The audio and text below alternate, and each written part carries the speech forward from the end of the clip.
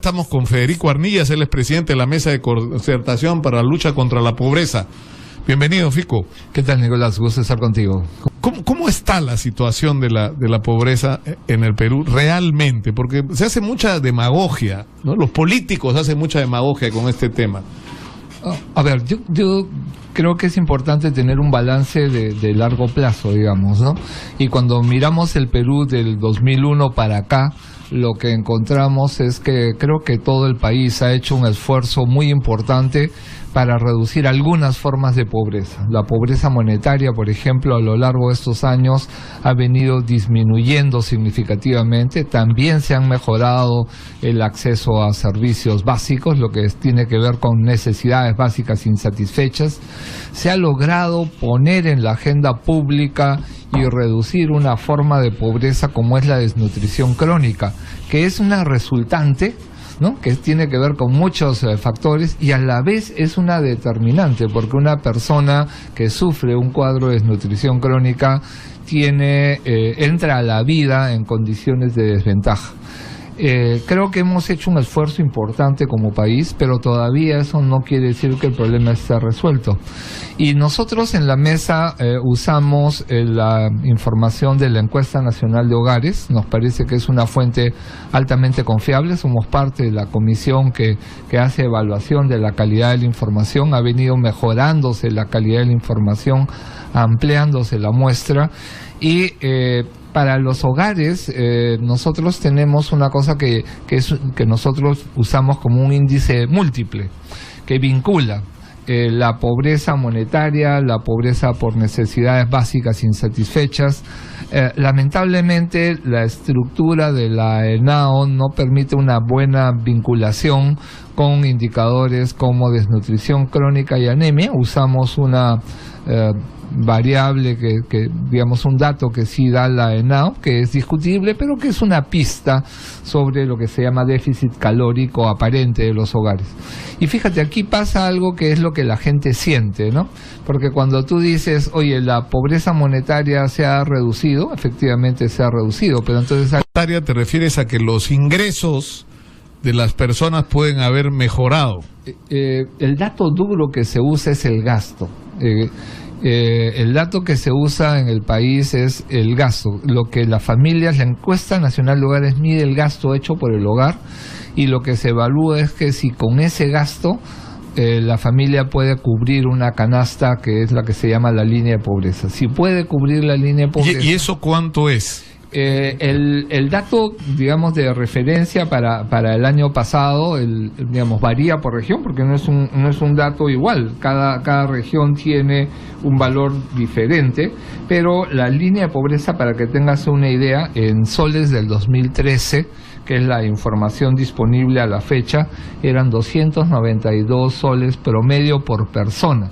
Es decir, que si tú gastas 292 soles...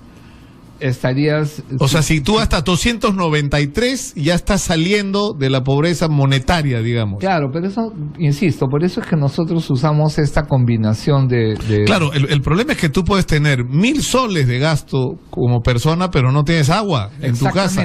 Exactamente. Entonces, ¿cómo eso te saca? O sea, vives...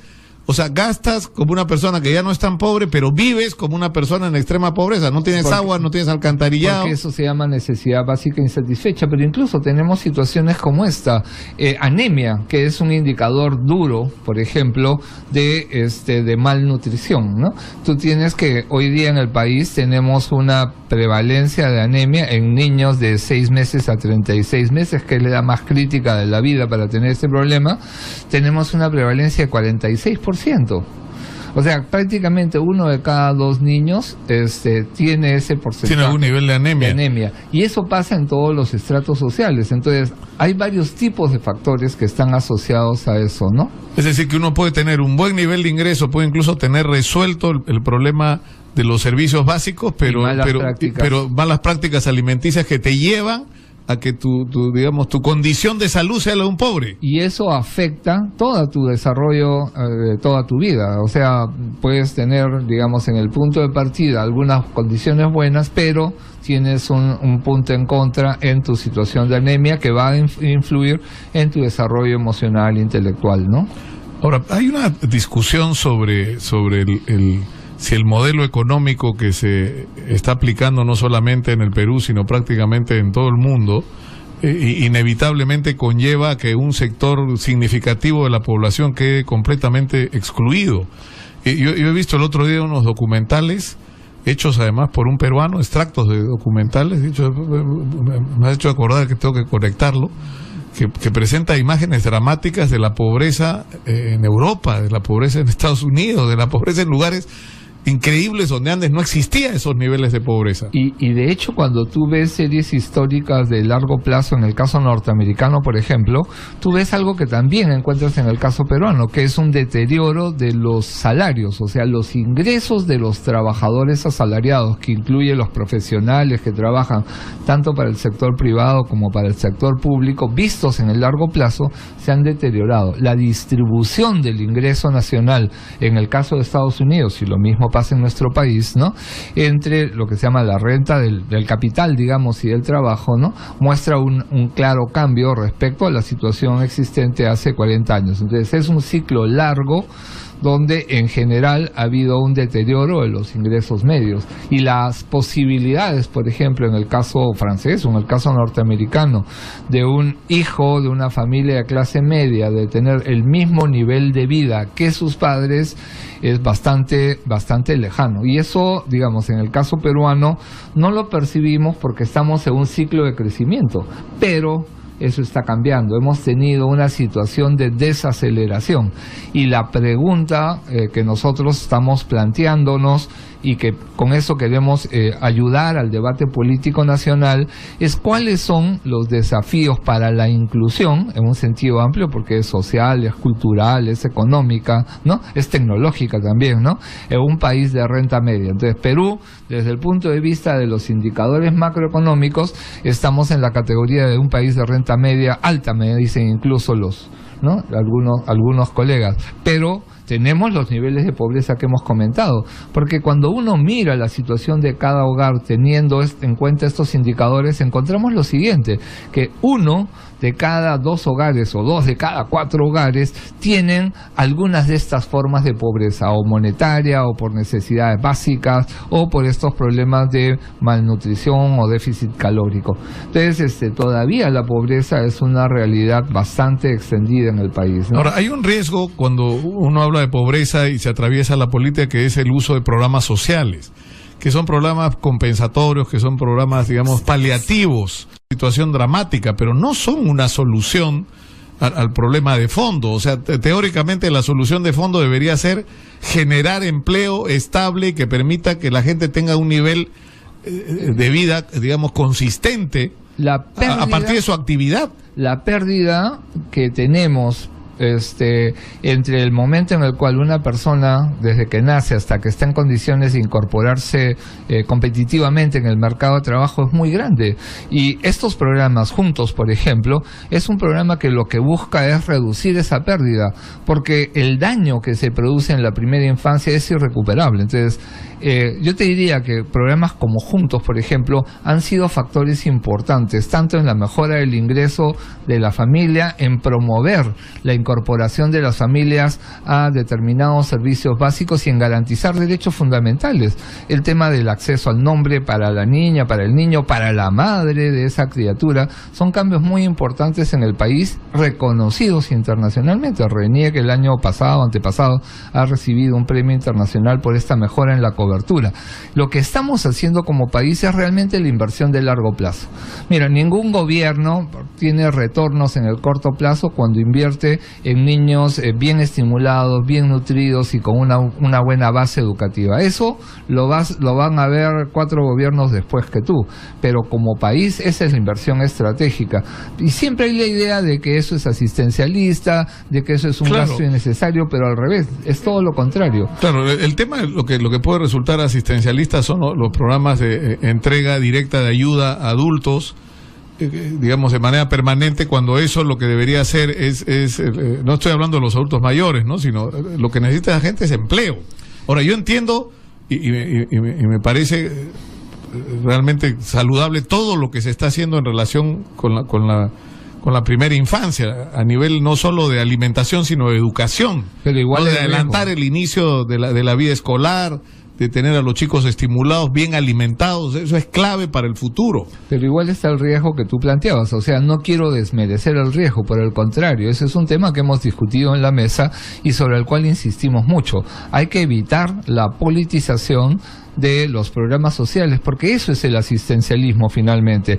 Termina siendo una degradación. Toda persona que tiene una necesidad tiene derecho a ser asistida por su comunidad, ¿no? El problema es cuando ese derecho es utilizado por otro, no para garantizar el derecho, sino para un fin político para obtener beneficios. Exacto. Ahora, hablando ya de un asunto más de fondo y de largo plazo, hay en este momento una discusión muy seria sobre el destino del Perú. Es decir, somos un país primario exportador, hemos gozado de ese beneficio, pero es un beneficio que en algún momento se va a acabar. Es decir, los minerales, el petróleo, el gas no duran para siempre.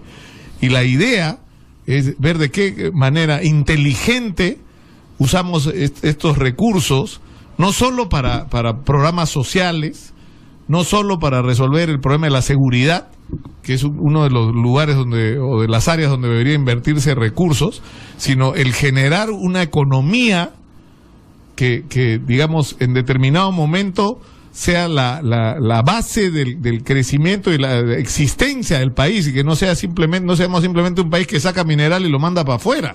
Totalmente. Entonces, eso va a ser un tema clave para resolver el problema de la pobreza.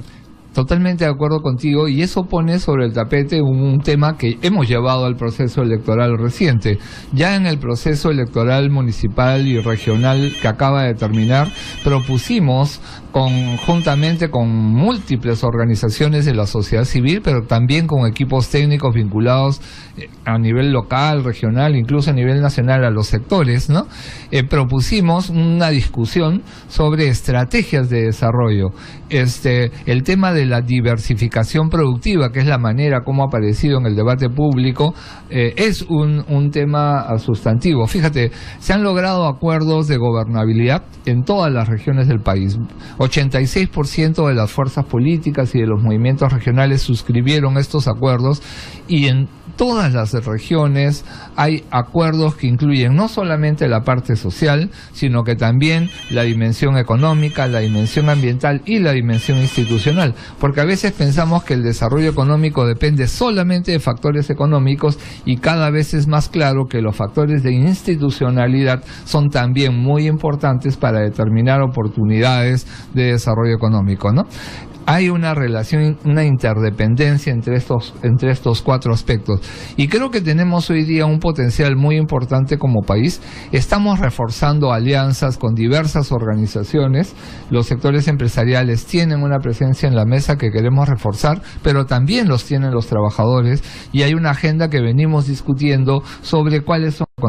Pensamos que hay dos áreas que hay que mirar complementariamente, y cada vez que paso por el país me reafirmo más en dos cosas. Uno, que Exitosa tiene más audiencia, sí, ¿no? Que creo que es un buen dato, y la segunda cosa es esta necesidad de tener estrategias para desarrollo rural y estrategias urbanas, y que jueguen sinérgicamente entre ambas. Claro, ¿no? Porque lo que pasó en determinado momento de la historia del Perú,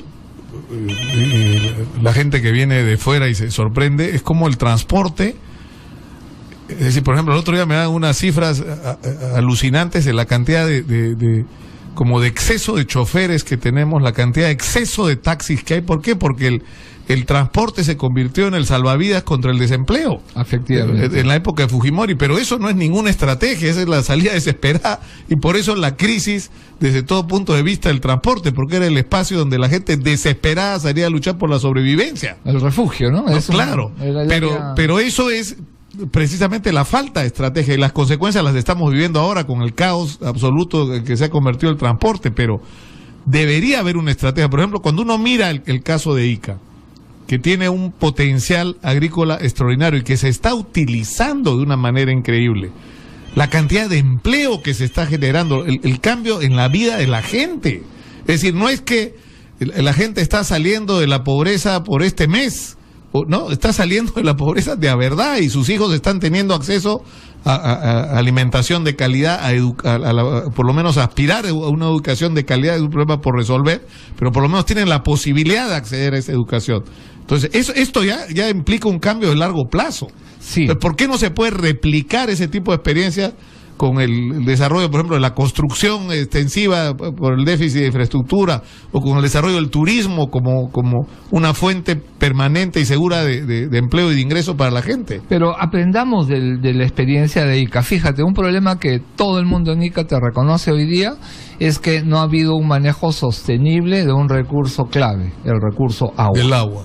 Y entonces, el lograr un manejo sostenible del recurso hídrico es de lo que depende el futuro de Ica. Entonces, creo que hay que tener un adecuado manejo de los recursos. Esa relación entre población, actividad económica, productiva y manejo de recursos naturales es la clave de un desarrollo sostenible, y también de las relaciones entre las partes. Por ejemplo, la relación entre Ica y Huancavelica, cómo se genera un círculo virtuoso en la relación entre Ica y Huancavelica que permita que un recurso que es escaso en Ica, que está siendo sobreexplotado, y creo que en eso todos coincidimos, ¿no es cierto?, se maneje eficaz, eficientemente y de manera responsable. Y para lograrlo probablemente vamos a tener que invertir en Huancavelica, o sea, en la sierra de Ica, ¿no es cierto?, para garantizar que se coseche el agua, como dicen los campesinos del sur del país, adecuadamente. Y este es un tema que es clave. Si vemos un poco más al sur,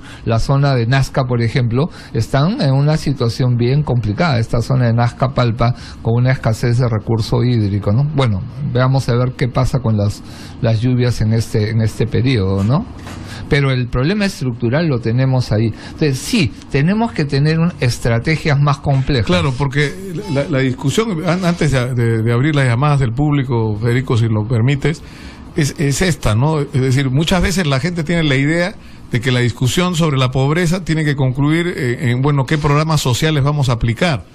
No, la discusión sobre la pobreza en realidad debería tener como uno de sus componentes el tema de los programas sociales, que son indispensables, dirigidos sobre todo a los sectores más débiles, más desprotegidos, y particularmente a la primera infancia, etcétera, todo lo que tú has explicado. Pero la gran solución de fondo y de largo plazo es qué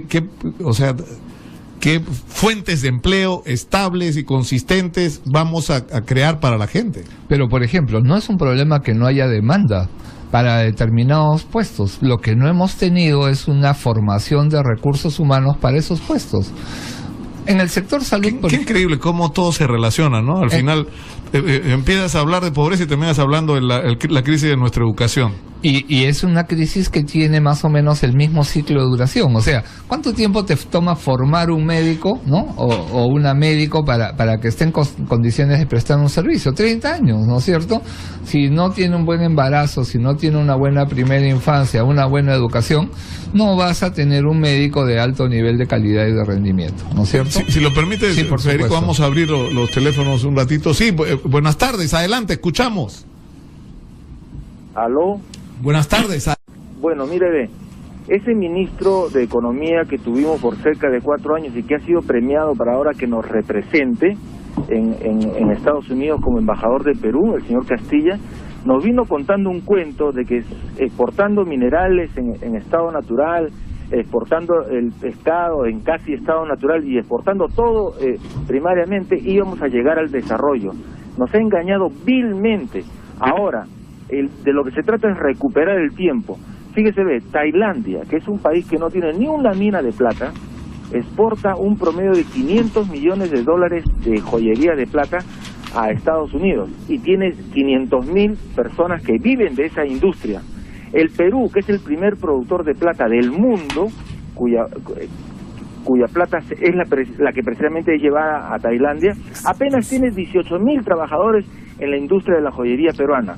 ¿Por qué? Porque el famoso drawback, ese retorno de impuestos que se le da a los exportadores de oro y de plata, es el que encarece la materia prima para los artesanos y fabricantes peruanos, porque le está devolviendo los impuestos a los exportadores. Ese drawback es el que debe ser eliminado y debe financiarse la industria de la joyería, tal como se financia la industria de la construcción. La industria de la construcción, por ejemplo, el Fondo Mi Vivienda recibe en los últimos 10 años, ha estado recibiendo 8.000 millones de dólares anuales para promover la industria de la construcción, versus, por ejemplo, los 100 millones de capital social que tiene Agrobanco para promover la agricultura. Este modelo está diseñado para hacer fracasar el desarrollo industrial y para hacernos dependientes de este desarrollo primario exportador. Oiga, me interesa muchísimo lo que dice usted, estimado. No, ¿cómo podemos hacer para que se venga usted al estudio para conversar más sobre esto? La verdad, me parece interesantísimo todo lo que está planteando. Me parece que por ahí tenemos que, de eso es de lo que tenemos que hablar. No sé si se puede usted mantener en la línea para que nuestra producción tome contacto con usted. Gracias. ¿Está ahí todavía? No, tenemos otra llamada, pero hemos conectado con no, hay gente que llama y dice cosas brillantes, de verdad. Sí, buenas tardes, adelante, escuchamos. Aló, buenas tardes. Sí, buenas tardes, lo escuchamos, adelante. Buenas tardes, mi querido. Aló, buenas tardes. Sí, acá estamos, lo escuchamos. Buenas. Le estamos hablando de la hermosa ciudad de Cajamarca. Adelante.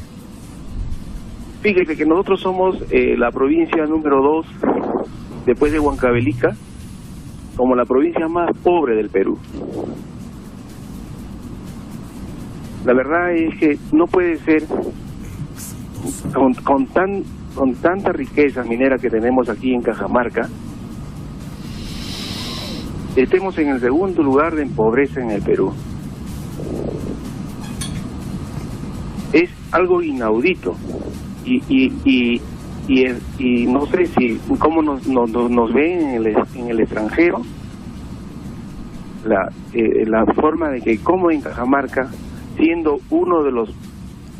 de las provincias con mayor producción de oro en el Perú, en Sudamérica, estemos viviendo una pobreza extrema en Cajamarca. No lo sé, pero la prensa de Lima, la prensa no nos toma atención. Nosotros en Cajamarca estamos viviendo una etapa de ¿qué les puedo decir? De una recesión. Aquí en Cajamarca estamos, pero sin embargo vemos de que hay empresas que están abriendo ya nuevos supermercados, han venido inversiones extranjeras, se aplaude la inversión extranjera, pero tenemos que ver de que nosotros los tenemos acá en Cajamarca. Si usted no hay conciencia con respecto a los programas sociales, porque señor, viene el programa Juntos y le dice al campesino, le dice a sus beneficiarios de que tal día se va a cobrar. Señor, no me creerá, pero las calles de Cajamarca, las cantinas de Cajamarca se llenan ese día. Sí, yo creo que tiene usted razón. Muchas gracias por la llamada, ¿no? Porque hay el riesgo del mal uso de esto, pero en realidad ha planteado dos temas el oyente, y con eso quisiera que terminemos, Federico, porque es la paradoja esta, ¿no? Y retomo los dos temas de las dos llamadas, ¿no? Fíjate, el tema de la diversificación productiva es un punto planteado en el fondo en la primera llamada, ¿no es cierto? O sea, ¿cómo haces para incrementar tu valor agregado en tus exportaciones?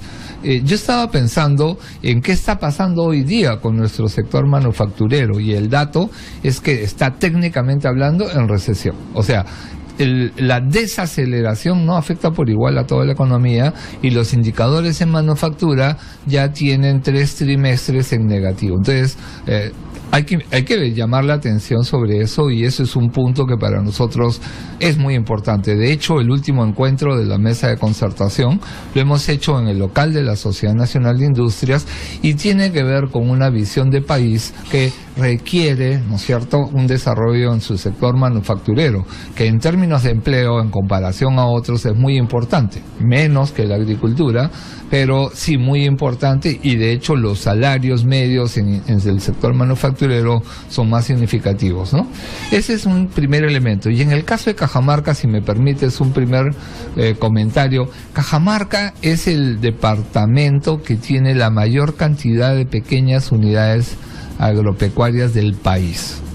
Lo que estamos viendo en el caso de Cajamarca es justamente un rezago, un retraso, ¿no?, por la falta de inversión suficiente en el desarrollo rural vinculado a la pequeña producción. Estamos priorizando la gran producción exportadora en costa, pero no estamos haciendo una inversión clave en producción rural en el caso de Sierra. Cajamarca ha venido reduciéndose la pobreza, pero el oyente ha observado algo que es real. O sea, la tasa de pobreza en Cajamarca todavía es muy alta en términos de la pobreza monetaria, pero el gasto público para el departamento de Cajamarca no es muy grande. Cajamarca está por debajo de la mitad de la tabla en el gasto público per cápita, empezando por el del gobierno nacional. Entonces sí tenemos ahí un problema de que no necesariamente la renta minera se está traduciendo a un gasto público para la región. Beneficiar a la gente. Y eso es algo que la gente siente, y por eso no quiere la minería. Bueno, yo agradezco muchísimo a Federico Arnillas, presidente de la Mesa de Concertación de Lucha contra la Pobreza, por estar con nosotros el día de hoy. Gracias, Nicolás, y gracias a tu público. Muy ilustrativo. Muchas gracias, Federico. Nosotros vamos a la pausa y volvemos a...